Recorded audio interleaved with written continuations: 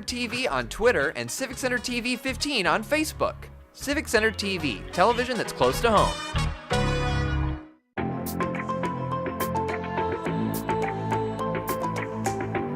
Stay tuned for the Splash Live.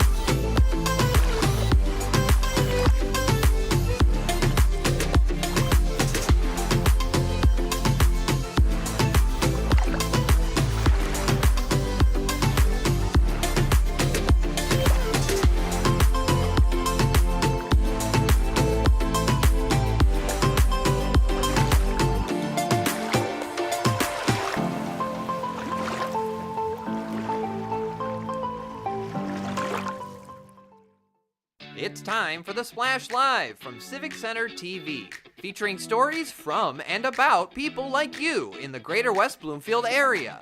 Simulcast on cable, 89.3 Lakes FM, social media, and the web. Now live from Green Media Center on Walnut Lake Road, it's the Splash Live. Live, local, social. It's the Splash Live on Civic Center TV and 89.3 Lakes FM. Good to see everybody this morning. I'm your host, Jake Schaff. Recently, the West Bloomfield community took some time to celebrate and honor some of the change makers who've made a dramatic impact in the past year. The Key to the Township Awards took place recently at the Wabeek Country Club, and several big names in West Bloomfield got the recognition that they deserved. I was there to hear from some of the award winners, as well as other West Bloomfield officials, to hear what they had to say about this year's event. Well, it's a great honor to be among leaders, business leaders, and community leaders who make a big difference in the lives of many residents in the Greater West Bloomfield Township. There's no community that thrives without commerce. And that's why it's important that we recognize business leaders who not only succeed in business in their communities, but they also give back to the community that they do business at. And those individuals who are being honored today, they fit that description. They're successful at what they do, and they also give back to the community. What is it like to be here today and being recognized here at the Key to the Township Awards? Man, it's a little overwhelming in the best way possible, of course, but it's exciting just to see the community come together to celebrate. You know, we stay busy throughout the year, and taking that time out to just be together to celebrate the wins from the year is really very special, I think. I'm so grateful for this. I never thought in a million years that I would be getting honored and getting an award for something that is truly my passion. It's an awesome feeling. I'm here with my husband and my son, and you know, my son's watching all this and he's seeing it all unravel, and he sees that anything you put your mind to, no matter what, you can actually achieve it. So he's definitely seeing that. I'm really honored and really happy about this reward today. I feel entitled, and it's an honor for me to share that prize with the people I love and the people I serve. It's an honor for me to be here with this beautiful audience. I hope that will be something that will be going on and on every year. It's really exciting to honor these great individuals. There's so many that we could honor, and hopefully every year we will repeat this.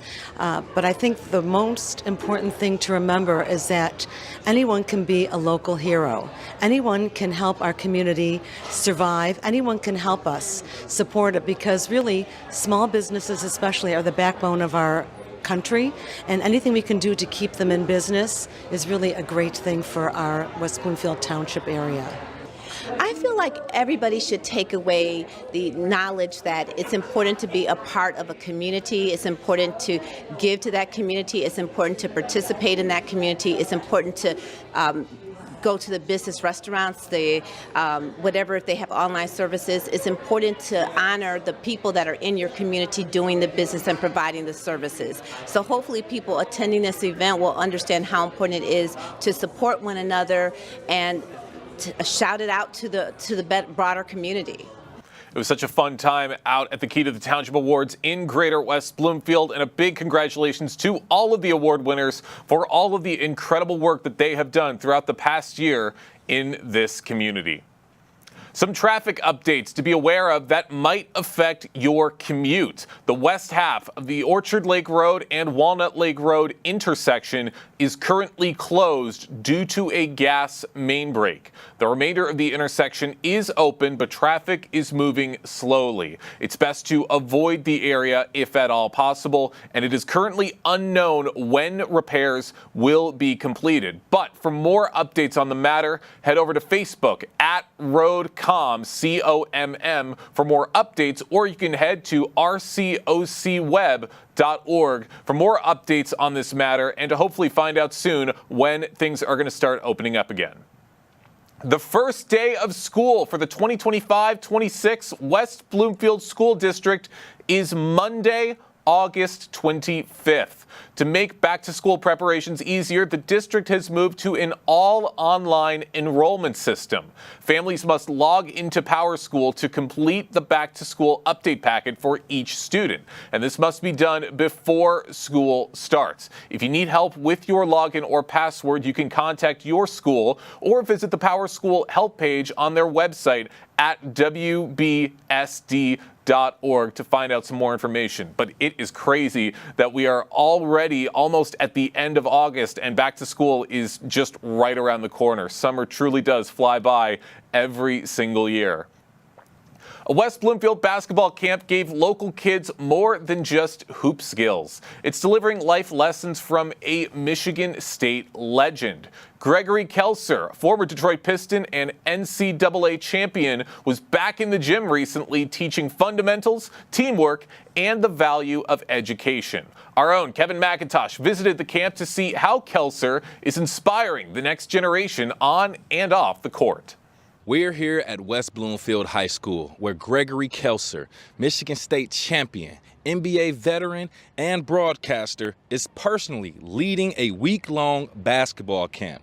But this isn't just about layups and defense. For these kids, it's all about leadership, sportsmanship, and learning what it takes to succeed beyond the court. My favorite part of the camp is probably the people. I mean, I've met a lot of cool people with a lot of different skill sets, and that's very important to me.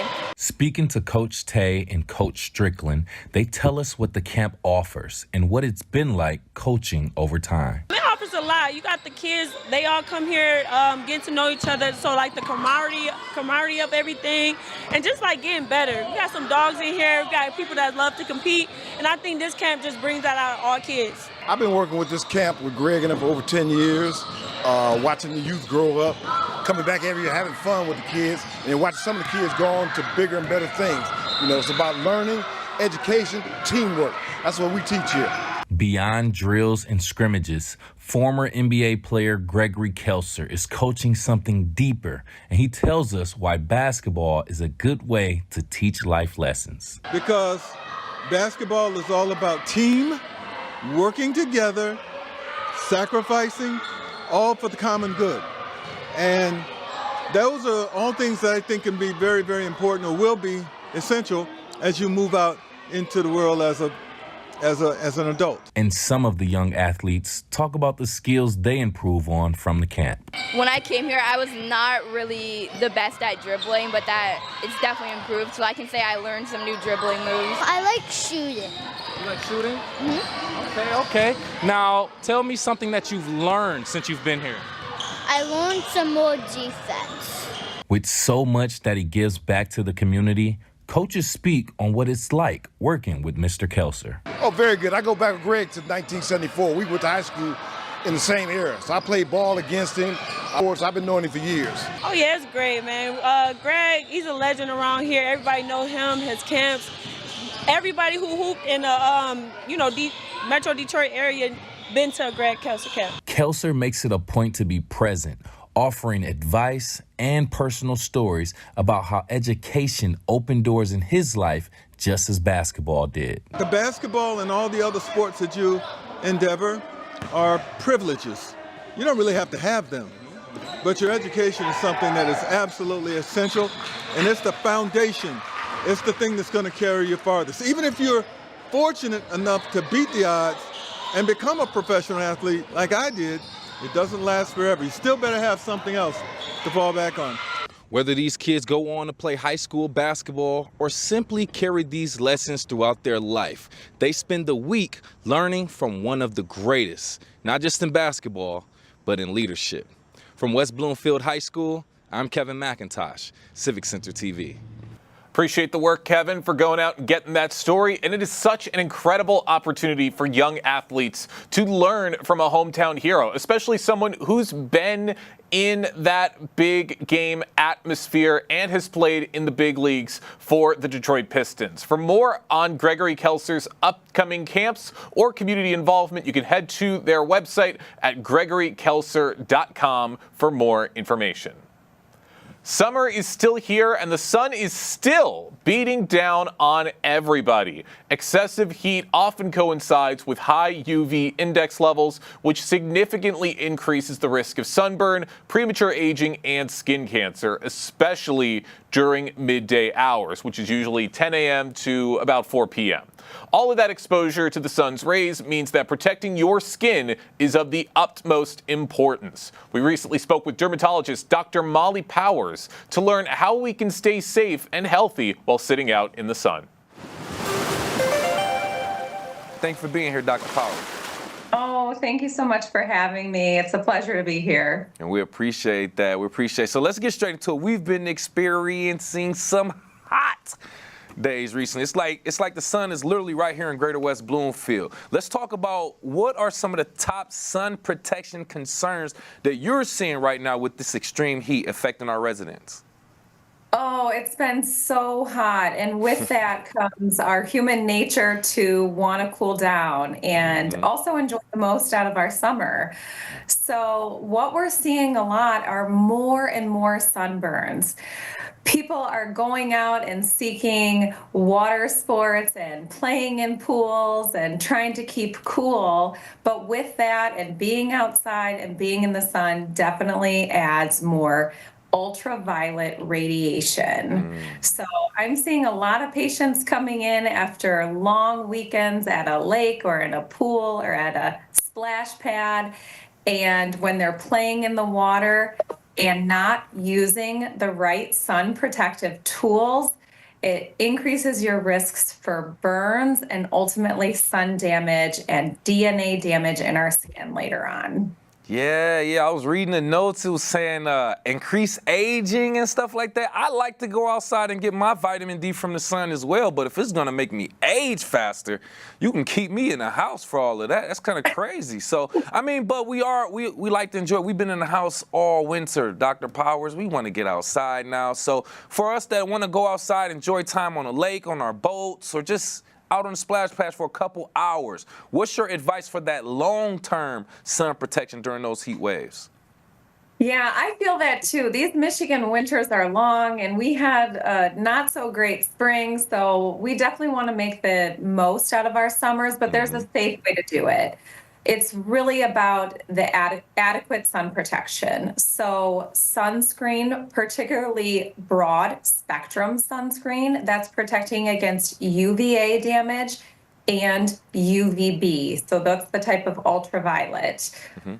Also, wearing sun protective clothing. I think this is often underutilized, wearing long rash guards, wide brim hats, and let's not forget to protect our eyes because I see skin cancers on the eyelids, the lower eyelids. We need to protect all of our skin.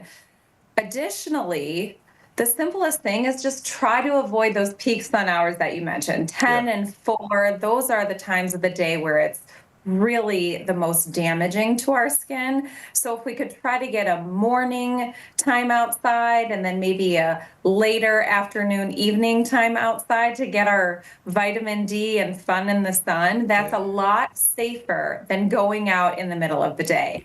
Whew, because it felt like an oven out there. I'm not going to lie to you. But, ultimately, like you said, we want to go outside. We want to enjoy our time. But we have to be, I don't think people really understand the precautions and the dangers of being in the sun so long and exposing yourself to it as well. And with me right here live on The Splash, by the way, Dr. Molly Powers from Henry Ford Hospital, Department of Dermatology, talking about protecting our skin from the sun, these heat waves.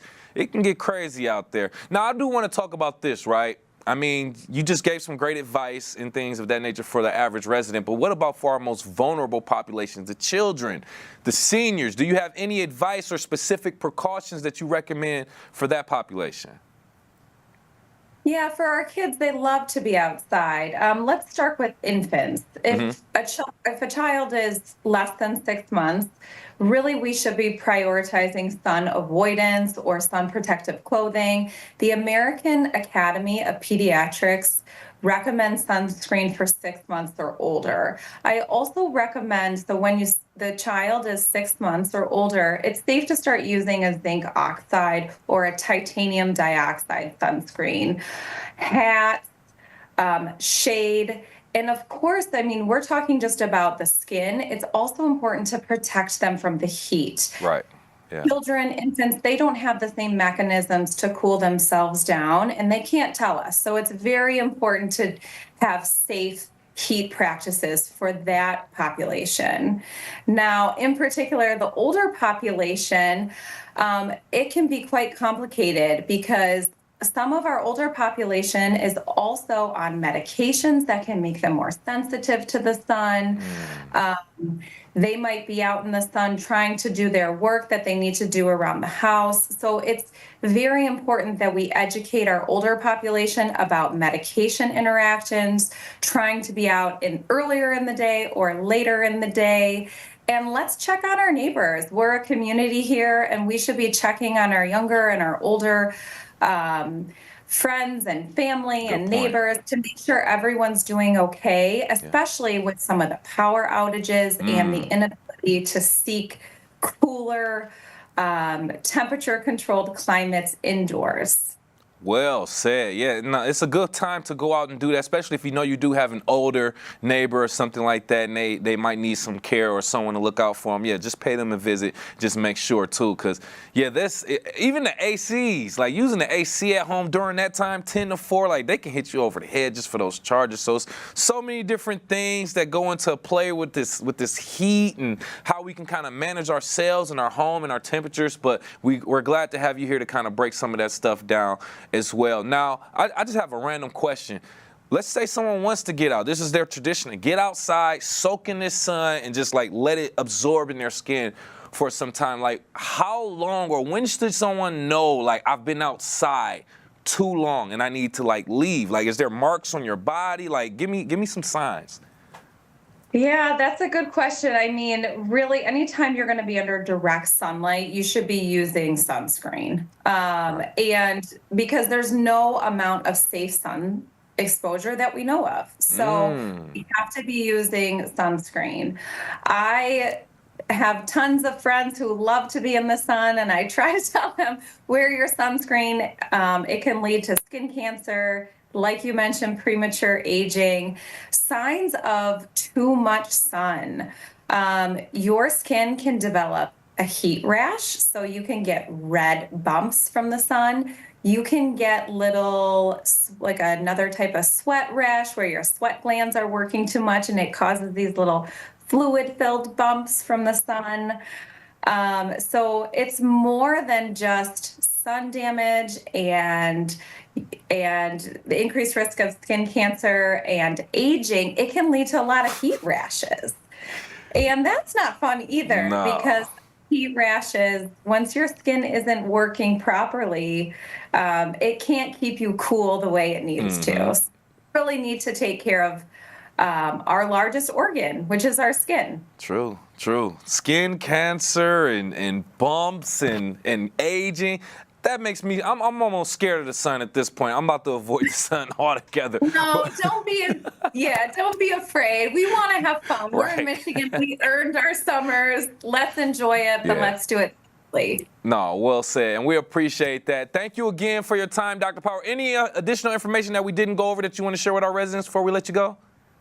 I guess one of the things I want to talk about is I hear a lot of patients who say, I'm in the shade, I'm never in the sun. And I just want to say the shade is not adequate sun protection. So wear your sunscreen, wear your sun protective clothing, have fun this summer, be safe from the heat. And thanks so much for having me. No, thank you for your professional expertise and information. Once again, Dr. Molly Powers, Henry Ford Hospital, Department of Dermatology. Thank you. Thank you.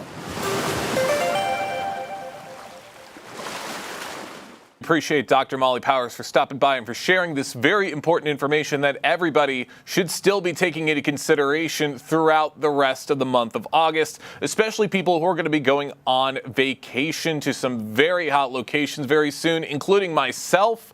I'm going to be going on vacation next week to Zion National Park in Utah and then spending a few days in Las Vegas. It is going to be very, very hot, so all of this is very useful information. We appreciate Dr. Powers for taking the time to be with us here on The Splash Live. Oakland County runs a beach monitoring program from early June through August, testing around 100 beaches on about 70 inland lakes, with weekly sampling for E. coli. A beach is closed if its daily geometric mean E. coli level reads about 100 milliliters, or if the 30-day geometric mean reads 100 milliliters. Here to tell us, Mark Hansel from the Oakland County Health Division recently joined us on The Splash Live to tell us more information. Mark, thank you so much for joining us today. Hi, thanks for having me.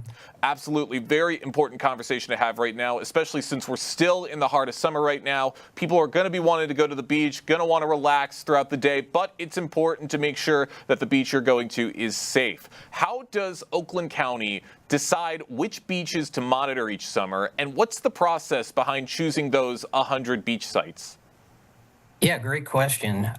So we have a good combination of beaches, quite a few. We have a lot of inland lakes here in Oakland County, and we have about 250 known beaches here in Oakland County that we can monitor at any given summer. So we have at least 50 to 55 what we call truly public beaches. Now, these are your parks, pay-to-swim areas, but there are a lot of municipal, county, even state parks here in Oakland County where we will do monitoring every year on those 55 or so beaches.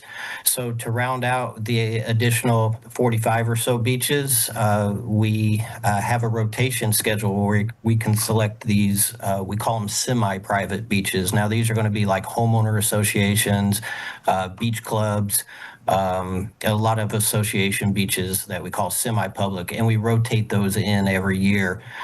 So it's about every 4 years or so that we can test these semi-public beaches. Interesting. Very interesting to hear about the process, and it's important that everyone has this information since it's already affected things here in Greater West Bloomfield, as so far this summer, Grove and Willow beaches on Cass Lake in Kego Harbor were closed due to high E. coli levels. What do residents and visitors in Greater West Bloomfield need to know about that situation? Well, they need to monitor that closure. So we have websites available. If you go to oakgov.com/health, you will find our beach page with a simple search, and you will be able to see which beaches are closed and whether, if it's going to be reopened. Please know that if a beach is closed, we sample it every day until we can get a result that would indicate that it is safe to swim. There's also, if you type into your favorite browser, Michigan Beach Guard, you will also find the individual sample results listed for the beach of interest. So, something like Cass Lake, one of the biggest lakes in Oakland County. So it's important to know that, the sampling at the beach, at the swim area itself is not going to be an indicator of the lake as a whole. It's kind of, it's going to be kind of within that specific area. All right, that's good to know that these beaches will be open as soon as everything is okay. I'm sure everyone will love to hear that. Many suspect heavy rain may contribute to contamination. Can you explain how rainfall triggers these spikes and what precautionary steps beachgoers should take? Yeah, absolutely. I have to agree that rainfall is going to be a key indicator of the potential for beach closure. I mean, this has been an extremely wet summer, definitely above average rains this summer. I think measured in the city of Detroit, they've even had record-setting single-day rainfalls this year, at least one or two. So we've had a very wet season. So some beaches are more vulnerable to that wet weather than others. So one thing to look out for, certainly, I mean, the first thing you should do before you go swimming is check our website. Are we sampling the beach that you're going to? And if we are, is it open or closed? If it's closed, you should never go swimming in a beach that's closed. We also have signage that we will post at the beach when it is closed. It's a pretty big, bright yellow sign. It's hard to miss if the beach is closed. And then you might also see a sign that says advisory. Now, that advisory is there's some pre-indication that the bacterial levels might be high, and you should definitely swim with extra caution if you see that advisory sign. If the beach is not being monitored, just kind of a real basic rule of thumb is, after a heavy rain, maybe wait at least 24 hours before you swim in that lake. That's a pretty good rule of thumb. I think everybody can take that with them as they go on. With the qPCR rapid testing pilot, how would you say, how has same-day advisory improved public safety at beaches like those in Kego Harbor, would you say? Yeah, it's been a really, really good tool for us to use because what that allows us to do, it allows us to take a sample in the morning and then have a result by early afternoon. So it's considered a rapid test. We're able to run it on a number of the most popular public beaches here in Oakland County, and it gives us that same day result. So we get the result and we can tell you today whether it's safe to swim or not. It's a method that's evolving. The lab methodologies and the equipment and everything is constantly evolving. It's still kind of an expensive test. It's a little labor intensive. We would like to use it more. We just don't have the resources right now to expand that program, but we're always looking to, create opportunities where we can expand that program, do it for more beaches so we have more instant results for people so they know that it's not safe to swim today. It's been highly beneficial for us to be able to put out a warning based on those results until we can get the bacterial results back. For those just joining us right now on the Splash Live, I'm talking with Mark Hansel from the Oakland County Health Division, who's talking about a beach monitoring program that's currently underway throughout Oakland County to test around 100 beaches on about 70 inland lakes for weekly sampling of E. coli and making sure that these beaches are safe for people to relax and to swim in. So, Mark, what recommendations do you have for private lakefront property owners in Oakland County who may want to assess the water quality around their own homes? Sure. If there's a designated swim area, there's kind of a methodology that we recommend that you would follow. Just kind of taking one sample really doesn't give you the whole story. If you have a swim area that you use routinely or frequently, we would recommend that you sample at least once weekly. And we do offer test kits for those beaches that we're unable to sample this summer. We do have test kits available here. It comes with a pretty detailed set of instructions, the encouragement to do it throughout the swim season. And it will come with 3 bottles. It's only like $12, and it is designed for use for swimming to determine bacteria levels. And it's available at Health Division offices. We have offices here in Pontiac, and we have another office in Southfield. Great. Good to have these resources for everyone to be able to check the water themselves. Now, obviously, we don't want anybody swimming in these possibly contaminated lakes, but sometimes some things might happen. Considering illnesses linked to contaminated water, such as digestive discomfort or skin irritation, what symptoms should local swimmers watch for, and when should they seek medical advice? Sure. So some of the symptoms from, just what we would call, the official word is recreational water illness. Most common, it is going to be that gastrointestinal, stomach cramps. It could lead to diarrhea. Occasionally, you'll have a low-grade fever even. But the skin contact can also cause rashes. You can have ear infections, some respiratory issues, even from inhaling water droplets that might be contaminated. So most often the symptoms are going to be fairly mild, or they're going to be unpleasant, and they rarely require a physician intervention. However, if you are having symptoms that are persistent or causing issues, we absolutely encourage you to speak with your physician and report illness to the health department, because we can do some additional investigation if we start seeing illnesses associated with a specific lake or swim area. That's right. You don't want to sit on this kind of stuff. If you start to feel very dangerous symptoms, it's best to report them immediately and get the necessary help. Mark, I want to thank you so much for joining us today here on the Splash Live. One question before we wrap things up. For West Bloomfield families planning beach outings throughout the rest of the summer, how can they best stay informed about closures or advisories in real time? The best way to stay informed for closures in Oakland County is to visit the Oakland County website at oakgov.com/health, and you can just search for beaches right there at that website. But if you're traveling abroad, even in the state of Michigan, the Michigan Beach Guard website has results of every lake that's being monitored in the entire state. So take a look at those websites before you head out to the beach, and stay safe. oakgov.com/health is where you can go to get that information. Mark, thank you so much for joining us today here on the Splash Live. You got it. Thanks for having me. Important things for everybody to remember as they're heading out to the water to enjoy the rest of this summer. If you are going swimming, make sure it is in a safe environment. We really appreciate Mark Hansel for stopping by and for sharing this info right here on the Splash Live. The Ticket to Tuition Sweepstakes offered 10 $50,000 and 40 $10,000 prizes to Michigan students who completed the FAFSA for the first time for the 2025-26 academic year. The prize winners have all been declared, and two of them are West Bloomfield High School seniors.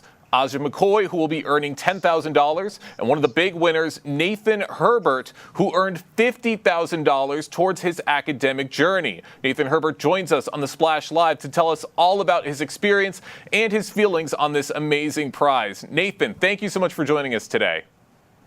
Thank you very much for having me. Of course. First and foremost, big congratulations. This is an incredible honor. How did it feel when you first found out that you had won the $50,000 through the Ticket to Tuition Sweepstakes? When I first found out, honestly, it was pretty surreal. I thought it was fake at first. $50,000 is a lot of money, so somebody calling me and saying, "Hey, you won $50,000," it definitely does not feel like something that's real. So I went through a process of verifying that with my school counselor and everybody else involved, and it felt great. Honestly, it felt like a burden lifted off of my shoulders, definitely.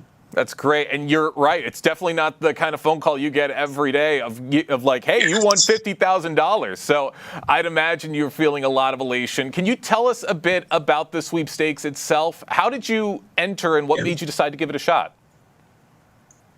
So personally, I heard about it through a family friend that saw it on the news. And they saw the governor talking about it, how they'll have their own kids personally enter the sweepstakes, and they encouraged me to do it myself. And personally, I didn't think it'd be worth my time because I saw that it was basically like a lottery type of thing. But it was very easy to join. It took 10 minutes of my time max. It was very easy, and I'm just grateful that I joined it, honestly. It was definitely worth my time. It was something I forgot about by the time I won it. So I had to look back at it. And honestly, it was so effortless that I didn't even think about it twice before. By the time I won, it was just a huge surprise. Hey, you said 10 minutes of your time, and that's all it takes to get you $50,000 towards your college education. How is this money going to impact your future, would you say? Honestly, $50,000 has a larger impact on my future than I could even realize myself, right? So I get to go to a school that I really want to go to now, and it's just made the financial situation not an issue for at least the first few years of school for me. It'll cover tuition, room and board, my meal plan. It covers so many things that'll make my life in college just easier, take away a lot of stress. I'd imagine so. For those just joining us right now on the Splash Live, I'm talking with Nathan Herbert, one of the big winners of the Ticket to Tuition sweepstakes, winning $50,000 for his academic career going forward. Now, Nathan, I'd imagine with getting this large sum of money, I've imagined you've taken the time to reflect on a lot of things. What can you say about the people or the experiences that have helped you reach this point? Honestly, the people, just family members that encouraged me, even though I might not have wanted to, helped me fill out multiple scholarships. It's a lot of scholarships that I filled out. So I'm just really grateful to win this one. And the experiences, like I said before, it's just a lot of effort filling out countless scholarships, not only winning 1, 2, maybe 3 of them. This is a big help. And I'm just grateful for everything and everybody that played a part of that. Sure. Absolutely. And winning a scholarship like this often brings new opportunities to the table. Are there any specific goals or ambitions that you now feel more confident pursuing? Definitely. So I have some personal goals with going to my school of choice, which is North Carolina Agricultural and Technological State University. I'd like to get into their honors program. But with that, it would be a couple additional fees. So now I'm glad that I have this scholarship to help with that. And it just allows me to focus on my academic goals, right? And chasing the best grades that I can Oh, looks like we have a slight... Oh, no, we're all set. Sorry about that. Nathan, it looks like we had a slight audio or video glitch. If you could just continue. Okay. I was saying it overall would just help with me pursuing my academic goals as far as getting the best grades possible for my future and achieving an internship and a job after college. Yeah, it just helps with the entire picture. So definitely. Absolutely. And glad that the future is looking so bright for you, Nathan. You just said that you were going to be going to North Carolina A&T to study engineering. What inspired you to choose that field and choose that school? Growing up in the West Bloomfield School District, I've definitely been a part of the STEAM program, and even in the high school, I've been exposed to lots of computer-based subjects. We have engineering courses, computer courses, CAD, architecture, you name it. Honestly, our school district has done a great job of exposing me to the engineering side of things, and it's definitely been something that I've taken interest in as of late. Honestly, my whole life. In the West Bloomfield School District, they've done a great job of that. And so it's something that I just want to pursue in the future. I love to hear that, Nathan, and glad to hear that your future's looking so bright and you got so many great things up on the horizon. I got one more question for you before we wrap things up. What advice would you give to other students who may be unsure whether opportunities like this are worth applying for? Honestly, I'd say apply. Even if it's something that you don't want to do, because that will happen, right? At some point, you're going to lose the ambition to apply for things. It'll be like you'll apply to 20 scholarships, maybe win one. You might think it's pointless to apply to things. You might think it's not worth your time. It definitely is. Because for all you know, you could just win that one scholarship that could change everything, right? Even if it's smaller scholarships, $100, $500, $1,000, they add up. Over time, just apply for as many scholarships as you can to maximize the amount of money that you can win, for sure, because it's never enough. College is very expensive. That is absolutely true, Nathan. And those are some very wise words for everybody to take away. Once again, a big congratulations for everything, Nathan. And thank you so much for joining us today here on the Splash Live. Yeah, thank you very much for having me. Of course, the Ticket to Tuition sweepstakes changing lives and providing great financial stability for so many students about to begin their college journey. So we appreciate Nathan for stopping by and for sharing this great information right here on the Splash Live. Plenty of other great stories and topics and news from right around Greater West Bloomfield to get into right after this. Live, local, social. It's the Splash Live on Civic Center TV and 89.3 Lakes FM. We'll be right back with the Splash Live.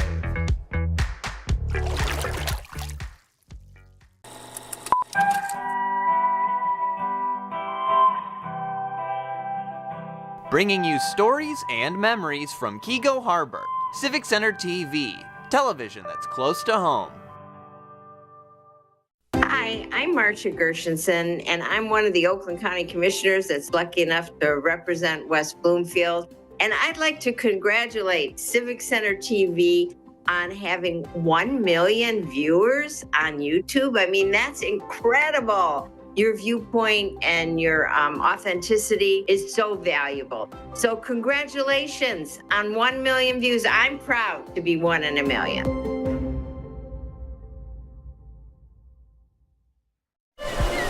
A breath of fresh air will do you a world of good. Breathe in deep and let fresh renew your spirit in pure Michigan. When it comes to making plans, you are the best. What about those barbecues you plan in detail for your family? Or your daughter's first costume party? It was out of this world. The same way you plan each detail for those moments, start planning to protect you and your loved ones from a natural disaster. Sign up for local weather and emergency alerts. Prepare an emergency kit and make a family communications plan. Protecting your family is the best plan you can make. And now, back to the Splash Live. Live, local, social. It's the Splash Live on Civic Center TV and 89.3 Lakes FM. I'm your host, Jake Schaff, going over all of the biggest news and events from right here in Greater West Bloomfield. As we said earlier in the program, beating the heat is essential throughout the summer months. But that doesn't just apply to you, it also applies to your pets. Pet safety is very important to take into consideration, especially since heat stroke and heat exhaustion can affect them as well. Mike Palmer, the owner of Premier Pet Supply, recently joined us on the Splash Live to tell us what we can do. Mr.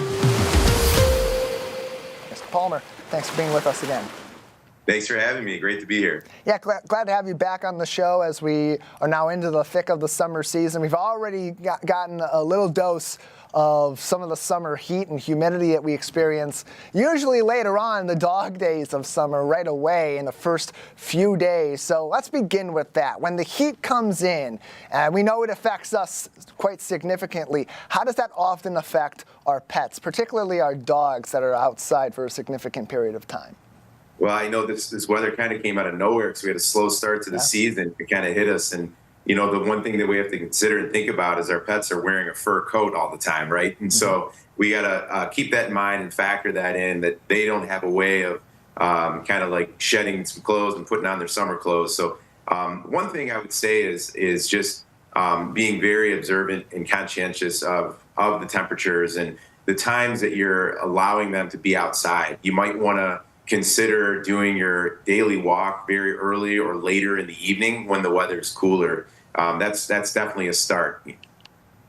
Yeah, it's something that I've sort of employed myself into my daily routines when we have that sort of heat. I have family that lives out west, and that's what they do in Arizona and in California when they have the hottest seasons of the year. People get out in the morning or people get out in the evening, the midday, that's when you stay indoors. A good rule to apply for your pets. On the other side of that, sometimes you just can't avoid going outside. When it's time for your dog to do their business, they got to go outside, they got to take care of that and come back in. But what maybe are some products or some other actions that people can take to help counteract some of the effects of that heat on their pets in those moments? For sure. Some of us, you know, we've got pools in back and the dogs don't want to be left out and they want to hang out with us. And, you know, some of us, and especially in West Bloomfield with all the lakes, definitely are out on the boat and out by the water. So the things to keep in mind and consider is having an area or plenty of spaces where the dog has shade provided, in an area where we can really stay cool, making sure that there's clean, fresh, cold water always available to them. So throwing some ice cubes in that bowl from time to time, giving them, even like a summer treat, something that you can do from home easily is take an ice cube tray, throw some bone broth or some goat milk in there, maybe a few treats, and freeze that, or do the same thing inside a toy that will allow it. Freeze that as well and give that to them while they're outside, so it actually keeps them cool and helps them to cool down. A couple of things that we have in our stores that are very, very beneficial are cooling collars. Cooling collars in days past used to be something you would soak with water, throw in the freezer, and then it would just melt really quickly. The ones that we have now are really cool. They're by a company called Baydog, U.S. veteran-owned company, and what they have are a little gel packs inside the collar that you can throw that whole thing in the freezer. It freezes, you get it on the dog, and it can stay cool for hours. And that can be really helpful during the summer season, whether we're, in the middle of a heat wave where the heat indices are well over 100 degrees, or we're in a regular summer day where it's in the 80s, but it's full humidity. That can have a big effect on your dogs and your other pets that are outdoors. We think about, too, a lot of people with outdoor cats or with indoor and outdoor cats maybe have set up a catio outside. That heat also going to have a similar effect on them as well. The fur coats definitely come into play. Mike Palmer is with us from Premier Pet Supply, their West Bloomfield location in the Orchard Mall, located on Orchard Lake Road, just north of Maple Road in West Bloomfield Township. Mike, there is some key differences that can tell the difference between when maybe your dog is in danger of heat exhaustion or heat stroke during the summer season versus just regular exhaustion from play. So often when we're playing with our dogs, when we're out for a walk or we've been running around or playing around with them, they'll be panting for a while. What are some of the signs that that's not just regular panting and that's some sort of exhaustion that could potentially be dangerous for our beloved pets? Sure. Now, panting is normal. Dogs don't have the sweat glands that we do in our skin, so they can sweat in a very small way through their paws and their pads. But panting is the way that they can release that heat from their body. So if you recognize or witness excessive panting where they just seem to be at a point of, lethargy or, just completely not wanting and willing to move any further, it's really important that you get them somewhere where you can get them cooled down, get them in the house. You don't want them overdoing it, and something to consider too, we talked about walks or having them outside. That extreme heat affects them in different ways. What I would recommend people do before you get out there onto a paved area or even the asphalt is feel it. Put your hand on that. If it burns your hand, think about those pads on those feet of theirs. Very sensitive. They're exposed. Asphalt in 85-degree temperatures can get up to 120 degrees. Even concrete can get over 100 degrees. So it's really important that we watch out for that. There are actual cooling doggy boots that we sell in our stores, which are pretty cool. But obviously, just avoiding it altogether if you don't have something like that is really important because they can be injured. You can do a lot of your local shopping online on premierpetsupply.com. Follow them for even more tips and tricks all throughout the summer and other critical seasons like winter. Some of the opposites of what we see in the summer apply then. They're across social media at Premier Pet Supply. That's Premier Pet Supply across social media. Mike Palmer is joining us on today's edition of the Splash Live. Mike, a lot of these principles we talk about for the summer season, they apply to our dogs in particular that are outside very commonly, but a lot of them also apply to our other pets, cats, even pets like rabbits or guinea pigs along the way as well. So what are some of the similar ways that these high temperatures can affect our other, maybe less common house pets as well? Sure. It affects them all. Absolutely. Some of them are a little more resilient than others. Keeping your smaller pets like your cats, your guinea pigs, your bunnies, your hamsters, your gerbils, whatever it may be, indoors, obviously, but, in an air-conditioned area. And for some people that may not have air conditioning, run some fans in the room, make sure it's well ventilated. You don't want the humidity also affecting them because that is something that, all those guys are susceptible to. Unless you got a bearded dragon or some type of reptile, they actually love this type of weather, so you're good to go. And I was at your location earlier on this week in West Bloomfield. I go to that one. I go to the one in Novi. That's closer to where I live as well. And what I love about going in is that both yourself and your team, you are playing a big role in the education of your customers as well. It's not just about getting them to buy those products when you walk in. So especially during this time of the year when they're coming in, maybe even first-time pet owners, it's their first summer with these pets. What role does education play in your everyday at Premier Pet Supply locations like ours here in West Bloomfield? Yeah, I think it's a huge differentiator. We've got, people that are truly like trained even in nutrition in our stores and just all aspects, of general care, in the overall health of your animals and pets. So when you walk in our stores, you're not only going to get answers to your questions, you're going to get knowledge-based answers to those questions. And, we may not know everything, but we really know close to just about everything and every aspect that you may endure with your pet. So for the people in the West Bloomfield community and all the other communities that, we are fortunate enough to have our stores in, they find us as a sort and a resource. A lot of them may come to us before they make a vet visit or in the interim before they can make it to a vet to see if there's some way that we may be able to help them through a problem or situation prior. We're always going to obviously recommend veterinary care when, it's necessary, but we really pride ourselves in having knowledge-based customer service. It's something you can't get online or in the internet or sometimes even at the big box stores. We really, truly care. We've got, people that are very invested in educating themselves and in the overall welfare and health of your pets and your animals. And that's why we've been around for over almost 33 years now.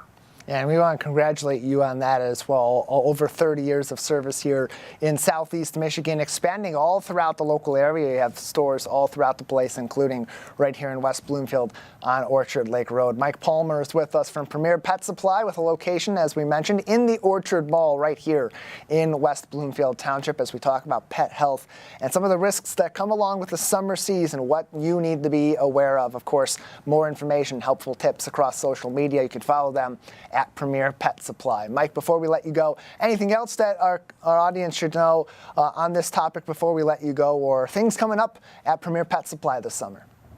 I'd offer one piece of advice. Some people think it's a great idea to shave a dog down in the summer heat because it'll cool them down. That's a big mistake. The actual dog's fur, believe it or not, insulates them from extreme heat. So that undercoat is really important to remain intact. So keep that in mind. The one thing that I would offer is that end of July, we always run our Customer Appreciation Week. It's a week long starting July 28th.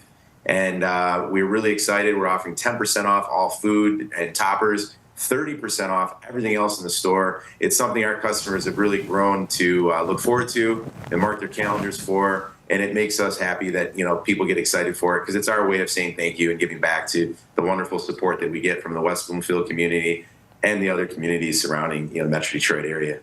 You can explore their products and see all their store hours from across Southeast Michigan on PremierPetSupply.com. Mike, thank you as always for your time.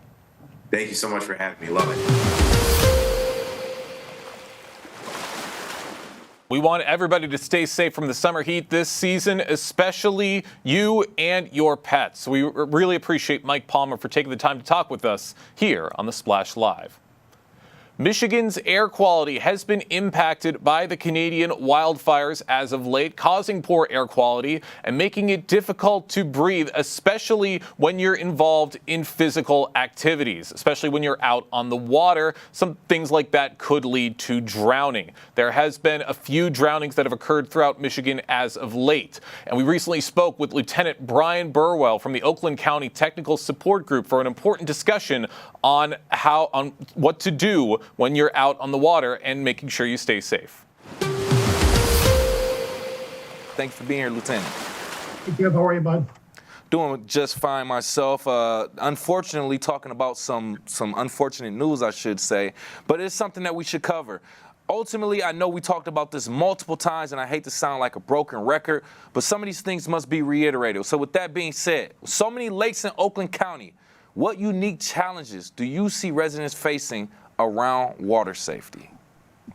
Anytime, I think one of the biggest challenges we're faced right now is the cuts to the Marine Safety Grant, and those grants affect education.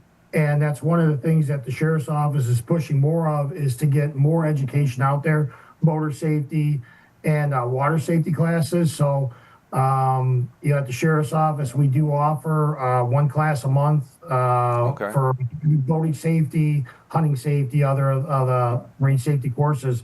But we're really pushing more boating education, boating safety. And that's a challenge for the sheriff's office because we have lost a lot of funding from that marine safety grant due to recent cuts from the state and federal levels. But I think anytime you're around water, the dangers present themselves. And, like we've talked about so many times before, that drowning is really a silent type of death. So, oftentimes people find themselves in trouble in the water and people around them do not know. Which is why we always encourage people to swim in a designated swim area. We always encourage people to swim where lifeguards are present. And certainly if you have any type of young children in the water, put those cell phones down and you're paying attention to the children in the water. No, that's a really good point. And anytime we hear about a drowning, like I said, it's devastating to our community, and we hate to hear about it. And even hearing from higher ups and seeing news of celebrities like Malcolm Jamal Warner recently passing away on a vacation with his family through a drowning in Costa Rica, it just gives us, a note that we really need to be paying attention and be a little bit more aware. Now, despite repeated warnings, many still skip wearing life jackets. So what new strategies, if any, or partnerships is the sheriff's office exploring to make wearing these jackets a little bit more sexy? Well, and one of the things that we're always pushing with life jackets is the importance of them. And, sometimes like with rescue equipment and safety equipment, it's kind of like the spare tire in the car. People are just not thinking about that spare tire in the car until something happens and they need it. About raising awareness, and that's one of the things I'm gonna go back to a lot is this, these cuts in marine funding and how it affects our marine safety grant and the programs we like to teach here at the sheriff's office that explain why life jackets are important, and understanding people that they're in the right life jackets, they're properly sized, and they understand why they need to wear those life jackets. And I mean, so many of these tragedies are so avoidable, and often that like a seatbelt in a car, the life jackets don't work if you don't wear them. So you got to wear those life jackets, and even having those throwable devices handy on a boat. Boaters, they go out on the lake, it's going to be a great day. And again, we want people to come out on all our waterways and enjoy the activities on the lakes. But people keep those life jackets buried in a cabinet or a cupboard.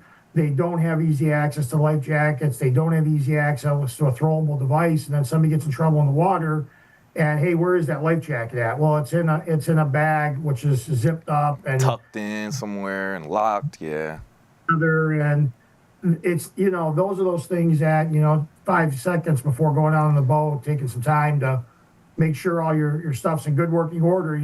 Stuff gets wet in a boat, so you get maybe some mildew, and you haven't looked at device and maybe since last season, and now the straps are worn or there's a rip in it, and compromise that float integrity is going to be compromised when there's rips in life jackets and things like that.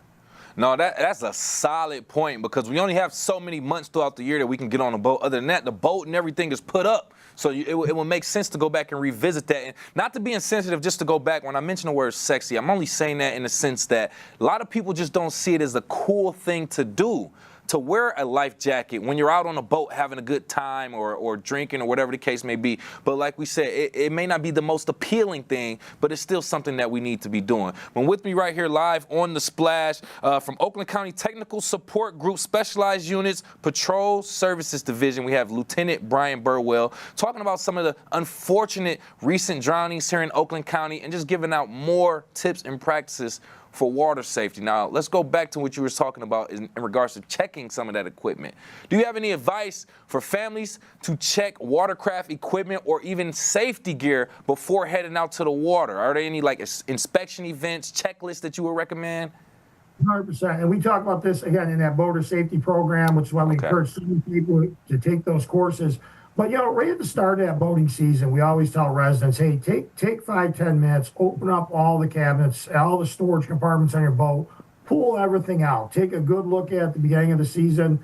Certainly, if you have any questions, you can call the sheriff's office. and we can help guide people through that. But you take a good look at them, your safety equipment, and make sure, everything is in good working order. The fire extinguisher's charged, you have a good first aid kit on board, you have a signaling device, the horn works in the boat. Those little things, when an emergency occurs on the lake, you're going to be way better prepared for it. We talk about life jackets, and you say, people don't like wearing them. Well, if you're jumping off the side of a boat and you're in 80 feet of water and you can't touch the bottom, it's probably a good time to put that life jacket on. If you're in a swim area that's designated and you're in knee-deep water, you may not be wearing a life jacket at that point if you're not a small child. So I think it's exercising that judgment, but understanding that, man, I'm in deep water here. If there was to be an emergency, a medical issue, things like that happen. And also knowing what to do in an emergency. Where am I at on the lake? Good point. Having access to a cell phone. The other important thing too is having a last seen marker where if something did happen to somebody in the water, you can drop a marker down real quick. That'll mark that spot. These are only a few dollars at any boating store, but so important because boats do drift. So when somebody does go under, we know exactly where to start that search because every second counts when you're talking about trying to rescue someone and save a life. So 100% agree. And that's why you have the experience, you have the expertise, and that's why you were hit on so many different perspectives that we may not even be able to recognize here.